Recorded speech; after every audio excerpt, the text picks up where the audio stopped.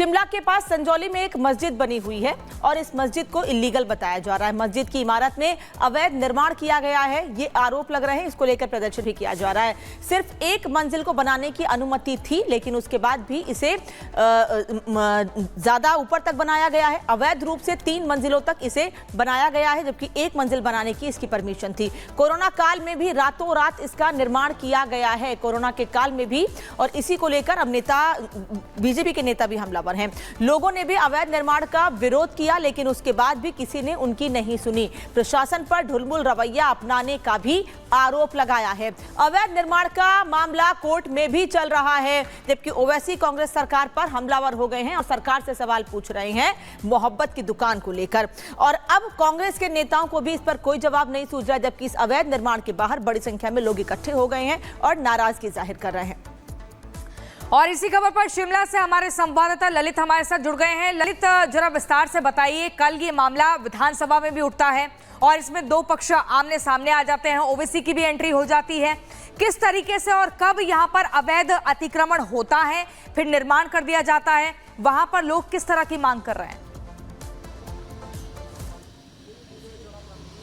बिल्कुल, देखिए, सबसे पहले मैं आपको तस्वीरें दिखाना चाहूँगा कि शिमला के संजौली में कहां पर ये मस्जिद बनाया गया है। ये आप देख सकते हैं, जो मस्जिद है, जिसकी ये जो 3 इमारतें हैं, बताया जा रहा है कि तीनों जो इमारतें हैं वो इलीगली कंस्ट्रक्ट की गई है। लेकिन अगर इस मस्जिद की निर्माण की बात करें तो ये 1960 का बना हुआ मस्जिद है, जो इसका सबसे ग्राउंड फ्लोर है। लेकिन 2010 के बाद ये जो ऊपर की 3 मंजिलें हैं वो इलीगली कंस्ट्रक्ट की गई है, जिसके बाद लगातार इसकी कंस्ट्रक्शन को लेकर घमासान बना हुआ है। एक बार तस्वीरें आपको दिखा दें कि फिलहाल जिस तरह से ये तमाम जो मुद्दा है कल विधानसभा में उठा, उसके बाद से यहाँ पर जो पुलिस फोर्स है उसको लगा दिया गया था। लेकिन आज पूरी तरह से जो माहौल है शांतिपूर्ण यहाँ पर बना हुआ है। आपको बता दें कि मसला क्या है। मसला ये है कि ये जो 3 मंजिलें हैं किस तरह से इलीगली कंस्ट्रक्ट की गई, जिसको लेकर हिमाचल प्रदेश के जो पंचायती राज मंत्री है अनिरुद्ध सिंह ने इसको लेकर है सवाल उठाया कि कैसे ये कंस्ट्रक्शन हुई है, और अगर ये इलीगल कंस्ट्रक्शन हुई है तो इसको तोड़ा जाना चाहिए। वहीं पर उनके समर्थन में जो पीडब्ल्यूडी मंत्री है विक्रमादित्य सिंह, वो भी उनके समर्थन में आए। उन्होंने कहा लीगल तौर पर अगर ये इलीगली बना है तो जो लीगल कार्रवाई होती है उसके तहत इसकी कंस्ट्रक्शन को तोड़ देना चाहिए। तमाम तरह के जो हिंदू संगठन के लोग हैं, पहले उन्होंने यहाँ पर आकर प्रोटेस्ट करना था, लेकिन कल मुख्यमंत्री ठाकुर सुखविंदर सिंह सुक्खू से बात होने के बाद अब उन्होंने यहाँ पर प्रदर्शन करने के लिए मना कर दिया है। अब वो जो प्रदर्शन है वो विधानसभा से थोड़ी सी दूर जो जगह है वहां पर वो प्रदर्शन करेंगे। फिलहाल शिमला में जो माहौल है अब शांतिपूर्ण बना हुआ है, आप देख सकते हैं। बिल्कुल ललित, शांतिपूर्ण माहौल बना हुआ है। ग्राउंड जीरो से एक तस्वीर आप दिखा रहे हैं। फिलहाल के लिए बहुत शुक्रिया। लेकिन इसी बीच अपने दर्शकों को बता दें, हिमाचल प्रदेश की राजधानी शिमला में सड़क से लेकर विधानसभा तक संग्राम है और यहाँ पर नाराजगी है कि अवैध निर्माण होता है एक मस्जिद का और ये 3 मंजिला मस्जिद बना दी जाती है। अब लोग सड़क पर बैठ गए हैं, प्रदर्शन कर रहे हैं, डहाने की बात कर रहे हैं। वहीं पर आपको बता दें, कांग्रेस के भीतर भी 2 गुट दिख गए हैं, अलग अलग राय उनकी आ रही है। लेकिन इस पूरे मामले पर AIMIM असदुद्दीन ओवैसी भी इस अवैध निर्माण को जब कट्टरपंथियों से जोड़ा जा रहा है तो कांग्रेस पर ही हल्ला बोलते हुए दिखे। पूरी खबर इस रिपोर्ट में देखिए।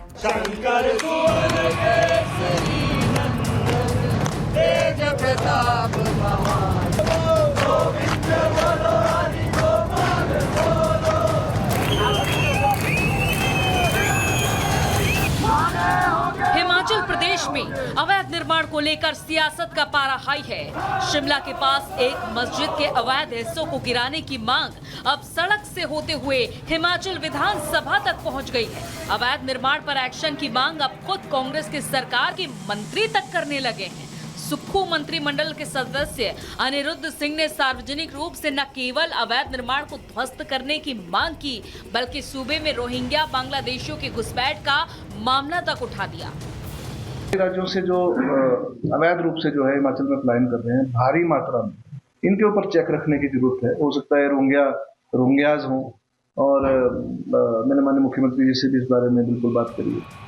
हिमाचल जैसे शांत राज्य में जहां सांप्रदायिकता और धर्म के नाम पर तुष्टीकरण का भी मुद्दा नहीं रहा, ऐसे राज्य में भी घुसपैठ और डेमोग्राफी चेंज होने की चर्चा होने लगी है। मस्जिद के नाम पर अवैध निर्माण का विवाद इसी की एक वानगी भर है। कांग्रेस के मंत्री की चिंता के बाद मुस्लिम अधिकारों के पैरोकार ओवैसी भी इस मामले में कूद पड़े हैं। सांसद असदुद्दीन ओवैसी ने इस मामले के लिए कांग्रेस को ही जिम्मेदार ठहरा दिया। ओवैसी ने कहा कि हिमाचल में कांग्रेस मोहब्बत की नहीं, नफरत की सियासत कर रही है। कांग्रेस मंत्री अनिरुद्ध का वीडियो एक्स पर पोस्ट करते हुए ओवैसी ने कहा, हिमाचल में सरकार बीजेपी की है या कांग्रेस की? हिमाचल की मोहब्बत की दुकान में नफरत ही नफरत। हिमाचल के मंत्री बीजेपी की जुबान में बोल रहे हैं। भारत के नागरिकों को रोहिंग्या और बाहरी बुलाना देश विरोधी है। अब आपको हिमाचल की वादियों का तापमान बढ़ाने वाले इस विवाद की पूरी जानकारी देते हैं। मामला हिमाचल प्रदेश की राजधानी शिमला के पास मौजूद संजौली कस्बे का है, जहां एक मस्जिद की इमारत में अवैध निर्माण करवा दिया गया है। स्थानीय लोगों का दावा है कि गैर हिमाचली लोगों ने एक पुरानी मस्जिद की इमारत को 4 मंजिला तक बना दिया।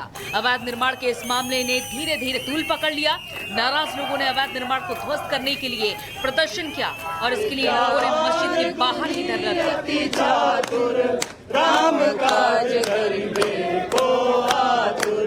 प्रभु चरित्र प्रताप महाजगवंदन।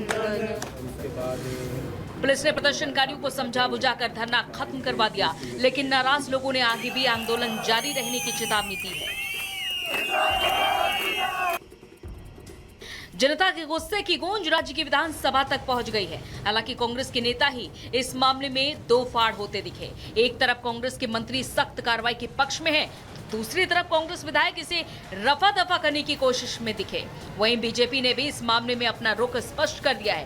बीजेपी की मांग है कि अगर अवैध निर्माण हुआ तो उसे ध्वस्त करने में देरी ना की जाए।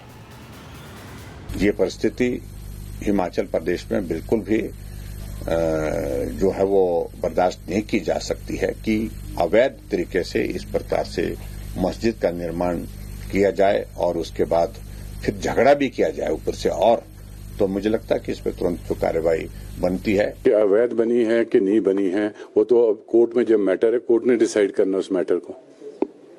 पार्षद के बोलने से या किसी आम आदमी के बोलने से या उसमें सिर्फ एक रिपोर्ट लिखी जाती है उनके बोलने से। जो उससे पहले भी पार्षद थे उन्होंने भी रिपोर्ट्स लिखाई है, उन्होंने रिपोर्ट लिखाई तो FIR लॉन्च हुई और केस चल पड़ा है।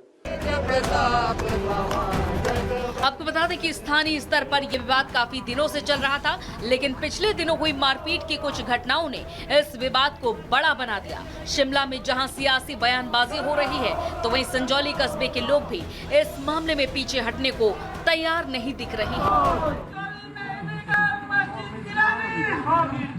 Bureau report, Republic Bharat.